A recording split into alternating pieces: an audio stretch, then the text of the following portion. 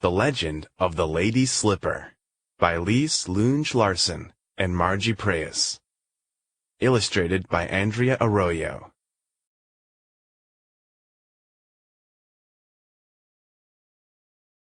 Once there was a young girl who lived with her mother and father, sister and brother, aunts and uncles, her many cousins, her grandfathers and grandmothers, and all of her people in a village among the whispering pines. Of all her family, her older brother was her favorite. He was as strong as a bear, as fast as a rabbit, and as smart as a fox. Because of these traits, he was the messenger for the village. When he went on his journeys, the little girl begged to go along with him, but all he would say was, "Maybe tomorrow." Close read. Messenger. Someone who carries news or a message to someone else.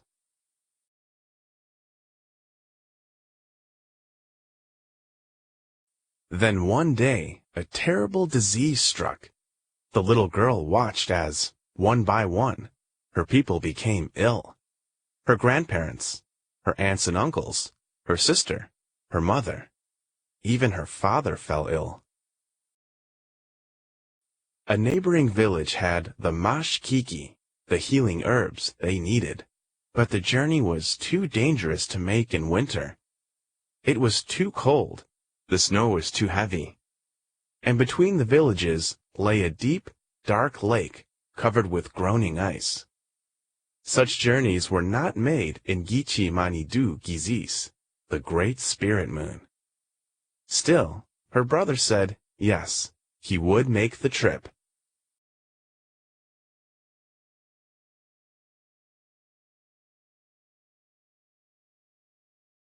But then even he became ill. Now the little girl thought surely there was no one else to go, unless she herself were to make the journey. Maybe tomorrow, she thought. But looking at her brother, his face bright with fever, she knew she had to leave right away. She found her moccasins, the beautifully beaded moccasins her mother had made out of deerskin, and tucked warm rabbit fur inside them. Then she slipped them on and stepped out into a raging storm. Close read. Moccasins, soft leather shoes.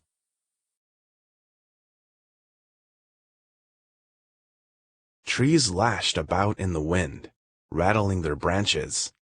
Falling snow stung her face. "Mashka wheezing," it hissed. "Be strong." The girl bent her head and stalked like a bear into the storm. The snow tugged at her, but she charged through it, plunging into the wind. All day she walked until, at dusk, she stood before the windswept lake.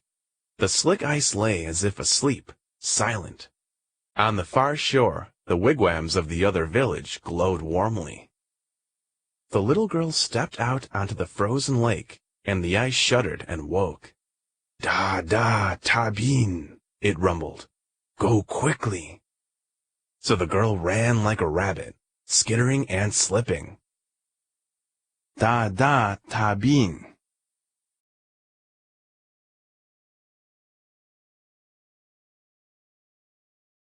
When she reached the other side, all the people rushed out to meet her.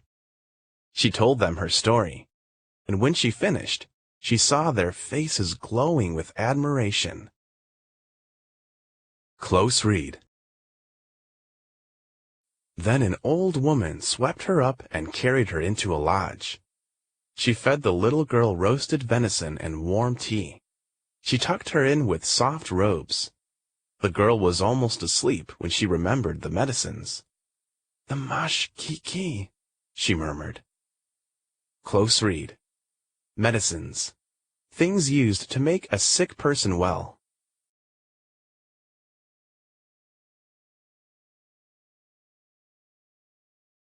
"We will bring you and the mashkiki to your people," the old woman whispered. "Tomorrow. It is too dark and too cold to travel tonight." But when the little girl closed her eyes, she saw the sad, pale faces of her family, her friends, and her brother, and she knew she must leave right away. She rose quietly, gathered up the medicine bundle, and crept out. Close read. The storm had stopped. Now all was deep cold and silence, except the popping and cracking of the trees. Her eyes stung. She felt the frost gather on her cheeks. She pulled her robe tight and hurried across the lake.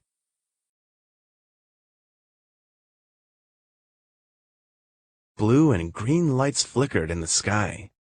She knew the lights were the spirits of the dead, gaily dressed, rising and falling in the steps of a dance.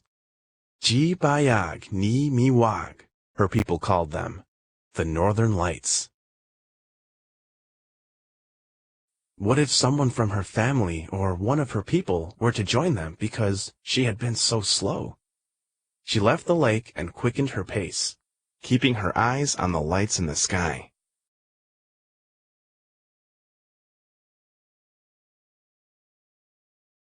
Suddenly, the snow collapsed around her and she was buried up to her arms.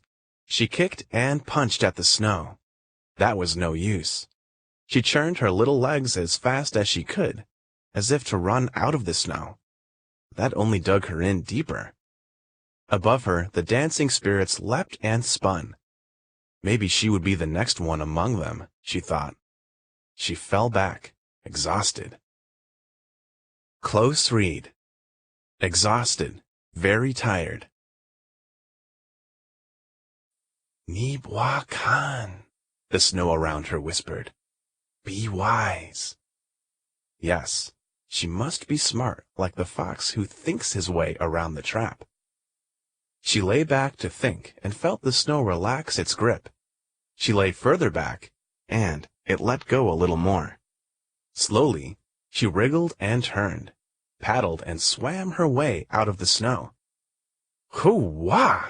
She sang out. Her feet were free.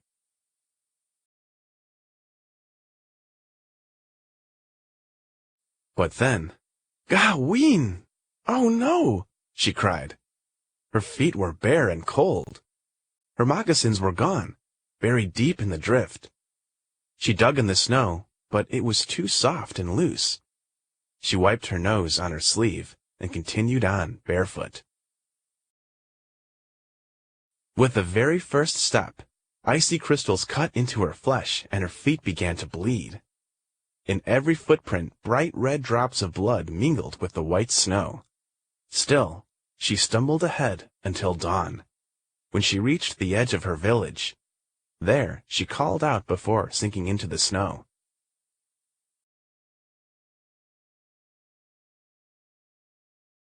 The people from her village, even some of the sick ones, ran out when they heard her cry.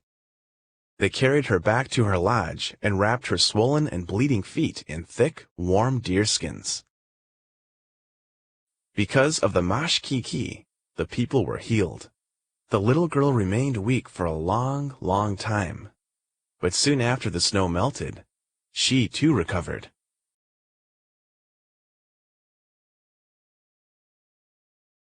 When the forest turned green, she and her brother went to search for her lost moccasins. What they found there filled them with wonder. On the very spot where she had lost her moccasins, and wherever she had stepped with her bleeding feet, beautiful new flowers grew. They were pink and white, and shaped just like the little moccasins the girl had worn on her journey.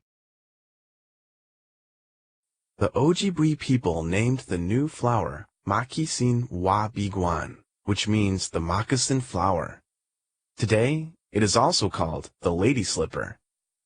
The people gave the little girl her name too, Wa-O-Ne, or Little Flower, because although she was as strong as a bear, fast as a rabbit, and smart as a fox, she was also as lovely and rare as a wild spring flower.